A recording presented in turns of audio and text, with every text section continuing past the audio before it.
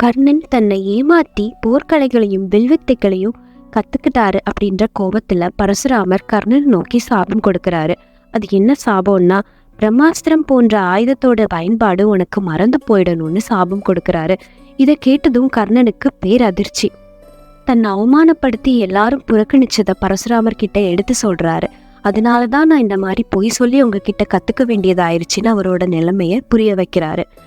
அதை கேட்டதும் மனமிறங்கின பரசுராமர், நான் கொடுத்த சாபத்தை திரும்ப எடுத்துக்க முடியாது, நான் உனக்கு ஒரு பரிசளிக்கிறேன்னு சொல்லி பார்கவாஸ்திரம் அப்படின்ற ஒரு தெய்வீக ஆயுதத்தோட விஜயா அப்படின்ற வில்லையும் சேர்த்து கர்ணனுக்கு பரிசா கொடுக்கறாரு.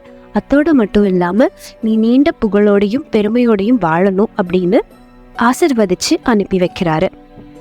பரசுராமர் ஆசிரமத்திலிருந்து புறப்பட்ட கர்ணன் ஒரு சில காலம் சில பயிற்சியில ஈடுபடுறாரு. அதுல ஒரு பயிற்சி தான் சப்தவேதி வித்யா, அதாவது சத்தத்தை கவனித்து இலக்கை தாக்கும் திறன்.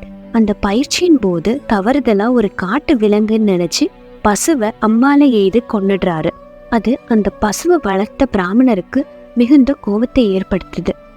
அதனால அந்த பிராமணர் கர்ணனை பார்த்து சாபம் விடுறாரு. ஒரு உதவியற்ற விலங்கு நீ கொன்னதால அதே மாதிரி உதவியற்ற நிலையில நீயும் கொல்லப்படுவ. ஒரு சிக்கலான சூழ்நிலையில உன்னோட கவனம் சிதறடிக்கப்பட்டு நீ கொல்லப்படுவ அப்படின்னு சாபம் கொடுக்கறாரு. பிற்காலத்துல அங்க தேசத்தோட அரசனாகிறாரு நம்ம கதாநாயகன் கர்ணன். அங்க தேசம் துரியோதனன் கர்ணனுக்கு தானமா கொடுத்தது.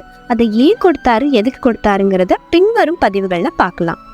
ஒரு நாள் அங்க தேசத்தை தன்னோட தேர்ல சுற்றி வராரு கர்ணன். அப்போ ஒரு சிறுமி தன்னோட பானையிலிருந்து நெய் கொட்டிட்டு இருக்கிறத பார்த்து அழுதுட்டு இருக்காங்க.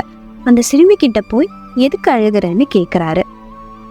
அதுக்கு அந்த சிறுமி தன்னோட பானையிலிருந்து நெய் கீழே சிந்திட்டு இருக்கணும், அது தெரிஞ்சா அவங்க சித்தி அவங்கள திட்டுவாங்கன்னு சொல்றாங்க. உடனே கர்ணன், சரி விடு, நான் உனக்கு புது நெய் தரேன்னு சொல்றாரு. அதுக்கு அந்த சிறுமி, இல்ல இல்ல, எனக்கு மண்ணுல சிந்தின அதே நெய் தான் வேணும்னு சொல்லி அழுகுறாங்க. உடனே கர்ணனும் மண்ணுல சிந்தின நெய்ய தன்னோட உள்ளங்கையில எடுத்து பிசைந்து மண்ணு தனியா நெய் தனியா பானையில ஊட்டி கொடுக்கறாரு. அந்த சமயத்துல வலியால துடிக்கிற ஒரு பெண்ணோட குரல் கேக்குது. அந்த குரல் பூமாதேவியோடது. ஒரு சிறிய குழந்தைக்காக நீ பூமாதேவிக்கு மிக பெரிய வலியை கொடுத்துட்டேன்னு சொல்லி கர்ணனுக்கு சாபம் கொடுக்க ஆரம்பிக்கிறாங்க. உன்னோட வாழ்க்கையில மிக முக்கியமான போர்ல இதே மாதிரி உன்னோட தேர் சக்கரம் மண்ணுல சிக்கி நீ எதிரிகள் முன்னாடி பலவீனமா நிப்ப அப்படின்னு சொல்லி சாபம் கொடுத்துடுறாங்க. இதே மாதிரி 3 வெவ்வேறு சூழ்நிலைகள்ல கர்ணன் பெரும் சாபங்களை வாங்கிடுறாரு.